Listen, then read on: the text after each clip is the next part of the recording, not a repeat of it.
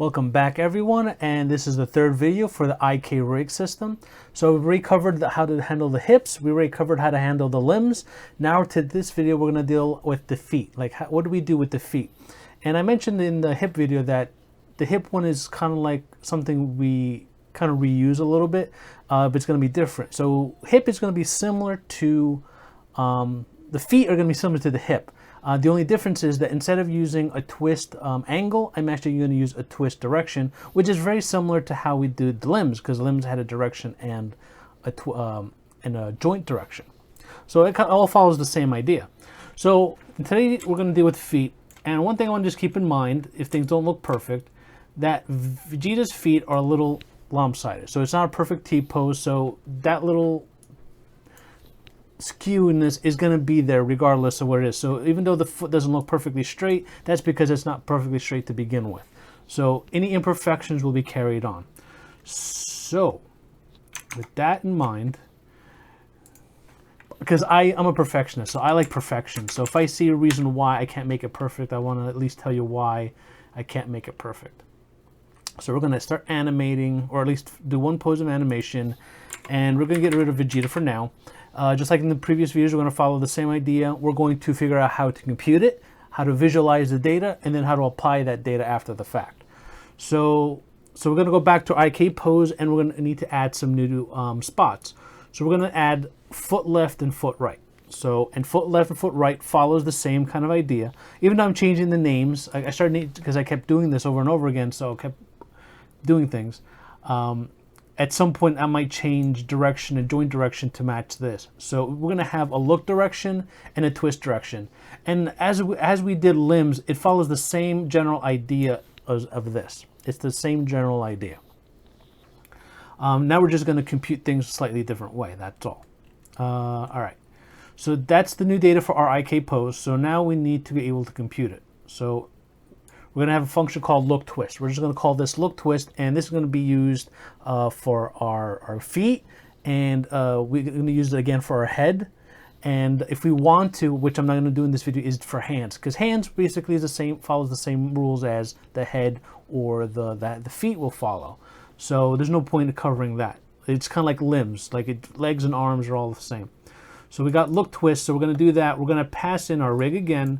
We're going to pass in the data type that we want to fill in. Actually, no, sorry. This is we want the data point that we want to manipulate, because in this case, we're only manipulating a single bone and not a chain of bones. So we're going to say, well, this is the one bone that we want to manipulate. This is the IK information we want to fill in.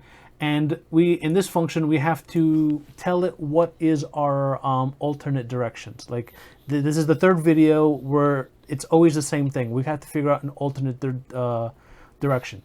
So we're going to define that all feet point forward, and all its twisting axis is the up direction. So that's going to be our look and twist value. So forward is going to be our look, and up is going to be our twist. So now if we go to our look and twist,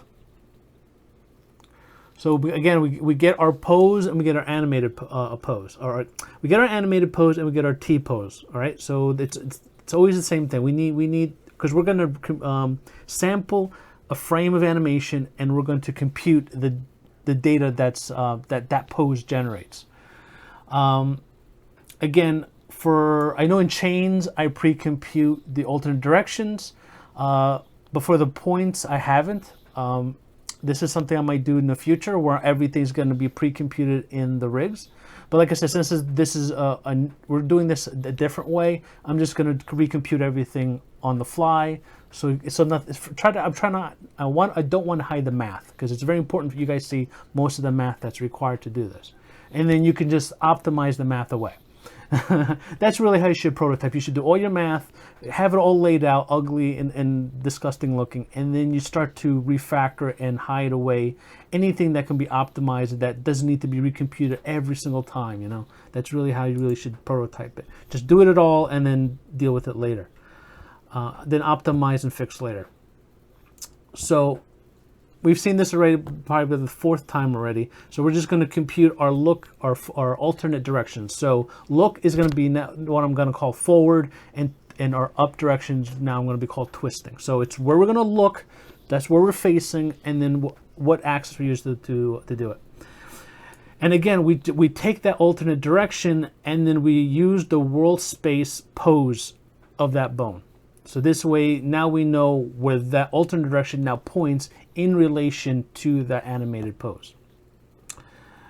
And like that's pretty much all to it. It's very simple. Like I said, the concept overall is very simple, but it's very, very powerful. It's extremely powerful. I've never seen this trick before. I'm happy I just kind of stumbled onto it.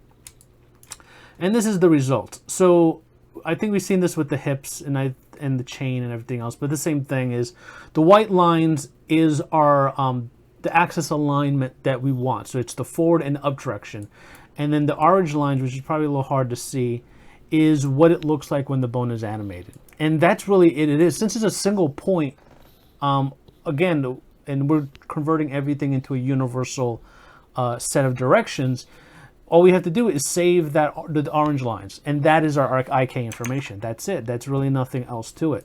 Super simple, but very powerful. And again, like I said, that's it. We're done. And it's like I say, actually, this is a lot easier than doing it the way we did the hips, where we had to compute the angle. Now the thing is, now when we apply it, now we have to compute the angle when we apply it. But actually, we don't have to compute the angle. Actually, we actually have to create the axis angle rotation, which is actually pretty simple. It's actually a lot simpler. Like overall, it's a simpler way to do it than what we did for the hips. Ideally, I would actually change the hips to work with look twist in the grand scheme of things. But I really want to show you different ways of doing it, because nothing is, I would never say everything's perfect, because you never know. There might that solution might work for certain things, and this solution might work for other things. So for this series, I want to show you both. But me personally, I would fix hip to use a look twist, and probably will when I start using it in a game engine. All right, so I wasted enough time babbling on, 7 minutes. I'm trying to keep these short as possible, because there's so much to deal with. So now that we computed our IK, we have the information of how we want the foot to deal with. Now we need to just visualize it.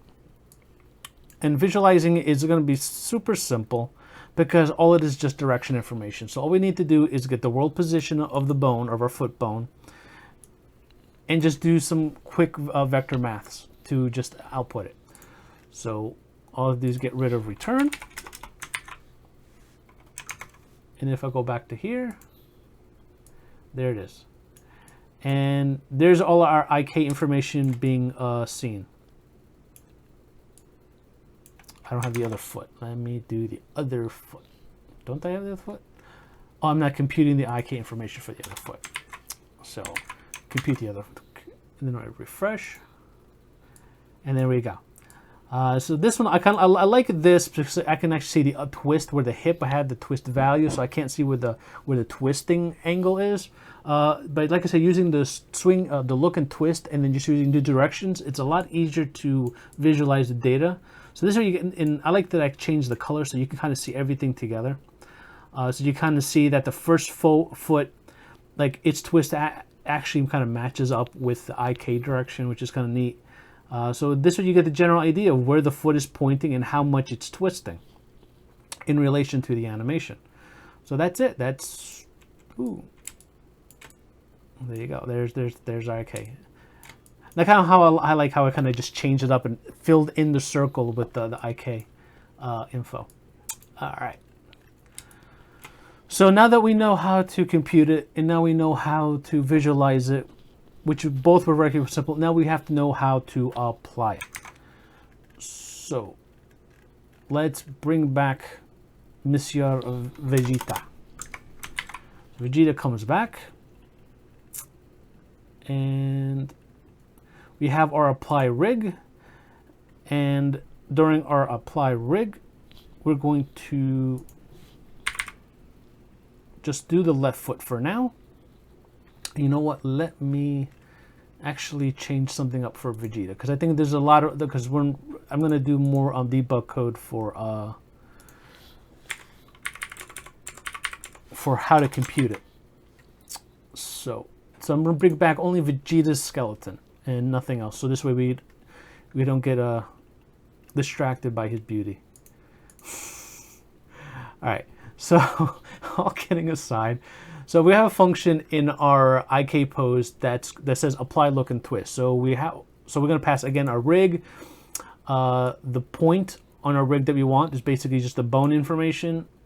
The IK information we're passing in, which is the left foot, and we're going to tell it that what is the universal look and twist directions that IK data uses. Because like I said, we can define it differently. Because you have to realize that bones point in. You can look at bones in a lot of different ways. You can say that the bone that's pointing up is its forward direction. You can say that.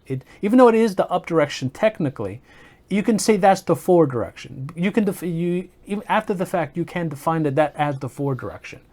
Or you can say, well, even though the bone is going straight up, kind of like what we did with the hip, the bone goes up, but we say the forward direction is forward, real world forward. So it's like the side of the bone, like depending on how you render your bone, because like the Blender has that triangle, like that pyramid shape. That way you could say, well, that the face of the bone points forward instead of the tail pointing forward. And a lot like when we're dealing with legs, I actually say pointing down is the forward direction, but the hip, the forward direction is forward, not down.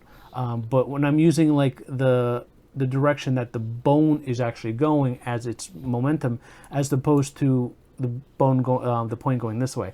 I really wish I had a whiteboard that I can easily, or do something digital for now. But my tablet's kind of out of commission. My Wacom tablet that I used years ago for my whiteboard videos. But hope I illustrated. I'm wasting too much time. So just keep in mind that you can define it any way you want it that makes the most sense. You'll see in the spine that the way I define spines is the exact opposite of how I define the hips. And I can actually change and fix the hips to be defined the exact same way as the spine and keep it all universal. It really comes up to you. It's like it's worth experimenting. And I might actually do that for the hips too. I might actually define that the look direction is up, and then the twist direction is forward. And so this way it matches the spine. But that's the next video. You'll see the spine is being defined differently because it made more sense. And I'll explain why it makes more sense when it came to the spine. All right, but this is about the foot. So now they understand that we can define the look and twist direction any way we want to, because it's the alternate direction. It just makes things easy. So. Don't want all caps. Return. So again, we're going to get our bind pose for our target mesh, which is Vegeta, and we're going to get the pose. So the pose now has been worked on. We fixed up the hips, we fixed up the legs, so everything is all set up and good to go. So now we need to. So now we're dealing with the foot. Now we need to get the parent rotation. And when we did the legs, we did transforms, and now we're not doing transforms again. Now we're going back to just doing rotations, because for debugging I don't need all that information. So we're going back to just rotations, because you keep in mind, for a lot of this you can reduce everything just to pure rotations. Hip is the only one that really matters when it comes to positions. If you're doing advanced animations, then you have to take scale into it, like if you're having like an arm stretch and things like that. And that might be something I'll deal much later in the future, but just keep in mind that this thing uses so many different attempts. I like to transforms or pure rotations. It's just different ways to do it, so you guys get to learn different ways of going about it. But like for this one, I decided to not do transforms and do it in pure rotations. So we have, instead of getting get parent world, I have a new function called get parent rotations. All it is just screws up the chain, goes up the skeleton. So it has the foot. It checks to see what parent is attached to, which is like the lower leg, and then it goes to the parent leg and goes to the hip, and it basically computes the world space based on that current pose. So, like I said, we're constantly working that pose, and we're doing it layer by layer, finally rebuilding that pose. So now we need to know the world space position of the parent of the foot, which is the lower leg. And then once we know that, we say, well, we're going to take our parent rotation that's in world space, and we're going to add to it our bind local space. So this way, just like in previous videos, like I said, a lot of this has risen and repeat. So I don't know, but just in case you're watching this video for the first time and you haven't seen the previous two, the idea is that we are going to move the bone into world position, but that bone still has its original rotation, so it hasn't been changed yet. So that's why we get the parent, and then we add the unchanged rotation of our foot bone. And I have some debugging stuff, which I get, but this time for debugging, I actually have to redo it again for the transforms because I need positions. But again, it follows the same ideas here. So this is how the pure rotation way of doing it, and this is how I would go do about it with using transforms instead. The code is relatively the same. And as you can see, I do multiply parent and then add the local. Here I add parent and then just the local transform. Refresh. So there you go. So there is our world space position for our foot. So we know where our foot is currently in the pose. So so right now this foot has been moved by our hip and by our leg, but it's still in its default rotation. It's still in our, now it's in our bind rotation only. And like I said, and by seeing that dot, you know it's true. All right. Okay, and again, none of this stuff is being pre-computed, so we have to compute it again for the foot for this skeleton. We did it for the previous skeleton, which is the source skeleton. Now we're doing for the target skeleton. So once we do that, we can then do this. So now we can see where the bone is supposed to be and where we want it to be, because that's the thing. Or actually, so let's see, the yellow line means it's its current direction, and our white line is our target IK our target IK direction. So if I say refresh, here you go. So white is where the bone is currently pointing, because like I said, it hasn't rotated yet. So it's still in its forward direction, even though it's pointing slightly down because the leg is changed a little bit, but that's still that defined direction. But now that yellow, wait, I'm confused. Yeah, our yellow line is our current direction. Wait, what? Yeah, our yellow line. I'm backwards. Oh, okay. So I'm backwards. I'm sorry. So the yellow line is our unrotated direction. That is where the bind pose. I'm sorry, I got the color screwed up. The white line is where we want to go. The white line is the IK direction that we're trying to get to. So what we want is we want the yellow line to move to where the white line is, because that is where the foot is, and it's aligned correctly. Because like I said, it's not pointing forward anymore. It's pointing where that alternate forward would be in relation to the hips and the legs being moved. So now we have that look direction. So we got that look direction that we want. Now to fix it, all we have to do is create a unit vec. Every Quaternion library has a way to create a Quaternion based on two vectors. So we want to, like I said, this is our now direction that we are currently now. This is the yellow line. We want a rotation that lets me go from the yellow line to the white line. So so this generates a Quaternion based on that. What it does a cross product of the two vectors. And let's see, it does a cross product of the two vectors. and uses that as the axis of rotation, then gets the angle, and then uses that as the amount of rotation on the axis, and it does a bunch of other stuff to figure out if it's a negative or positive. And we've done this manually before for the hip, but that function kind of does that too in a nicer mathematical way in relation to quaternions. So now once we have that rotation from the yellow line to the white line, we apply it to our world space position of what the yellow line is. So basically we are literally moving the yellow line to our IK line. So at this point we can kind of see where everything is.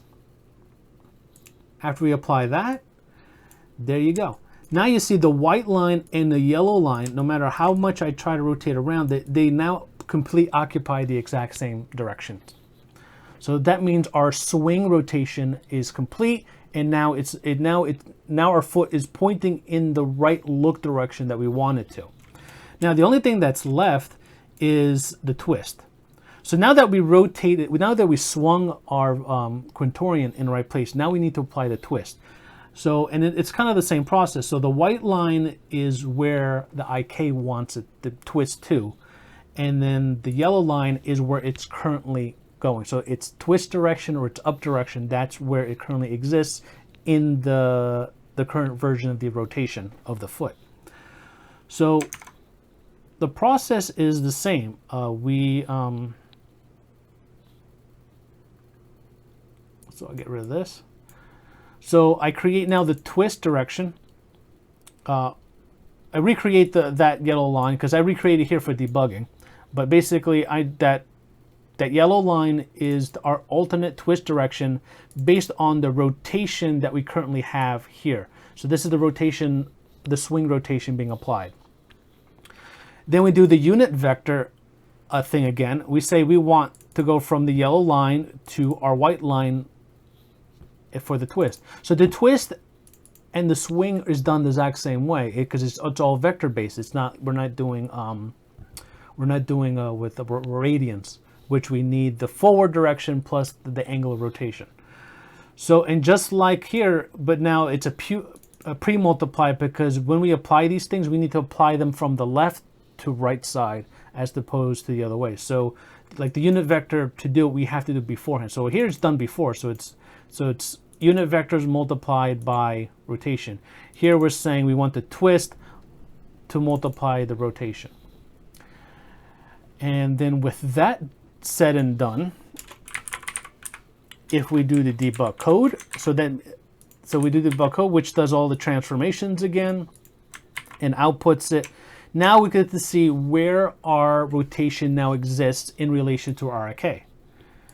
And now as you can see, our forward direction matches our IK look direction, and our up direction now matches our IK twist direction. Everything is now perfectly matched up. Now with using swing and twist in this way, we now finally got the foot in the exact orientation that we want it to be in relation to the source animation.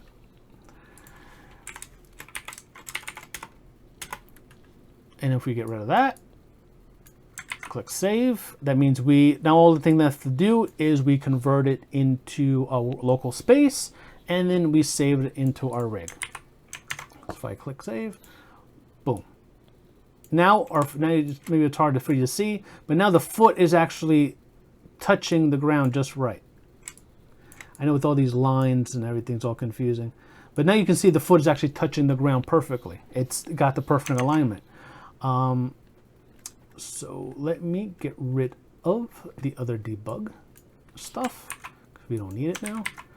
And let me apply it to the other foot. And then let me bring Vegeta back.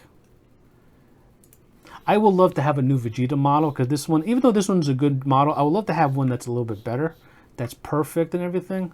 But I can't find any good Vegeta models that look good. Like this one looks good, it's just not perfect. Like the skinning is not perfect and the T-pose is not perfect. There's some issues with the neck and the head. You'll see when we get to the head, I have to do some trickery. There's things I can fix, but whatever. So whatever, now that we finally got everything done, there it is. That is where the foot is being rendered. We got the forward, the foot is now touching the ground exactly where it is based on the length of the leg from the previous video. And now if we want, we can also bring back Roborex. So I just want to download Roborex. So Roborex gets downloaded, it gets loaded in. There's Roborex, and you can see his feet are not perfect because he has like the constraint, and his constraint isn't correct perfectly, but it gets the job done. So now the only thing left to do is to animate our characters.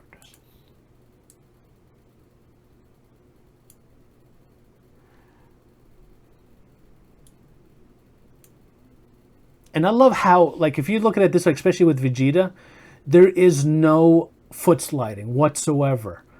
Then there was a tiny bit of sliding with Roborex. That's because I have the foot limit and everything else. So it's not its real amount of motion that's being generated. Like, it's off the ground just a little bit. I need to tweak its values so the constraints are perfectly aligned to the ground. But like I said, Vegeta is perfect. Like, I love how he moves, and there's like there's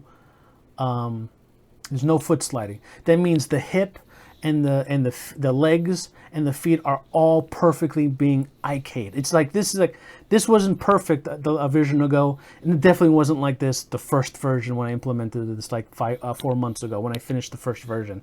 So by 2.1, it is almost perfect, and it's really because of the Quintorian direction. It really helped me improve the IK information by using Quintorian inverse direction. That's what I'm going to call it. That's really what it is, because I don't know any better name for it, but it works. It really improved the IK. But there you go. We got the dino. Now the animation sucks because it's slow, but if I were to, let's say, bring it back to normal speed, refresh, then it'll look better. There we go. So now we got hips, we got legs, we got feet, and we got limbs. You know, we got the arms going too. So all the thing we're left to deal with is the spine and the head. And but the next video we're going to deal with. The next video is going to be called grounding. And the idea of grounding is because Roborex's leg is actually a lot longer and he goes through the ground. And I'm basically creating this constraint to fake him touching the ground. Like I said, it's a little off.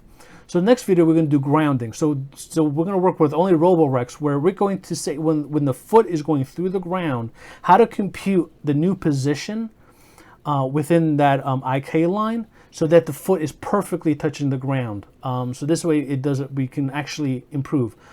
This is important for a lot of IK. So if, like you say, you have a character that's walking uphill, and the animation his feet is going to go through the ground from that time to time. So grounding is how we fix this. So we check to see if the foot's under the ground, and then we update the IK information to basically say, hey, you know, the IK information is wrong and it needs to be changed. So that's what the next video is. So even after, so the next video is about grounding, where we compute the leg IK.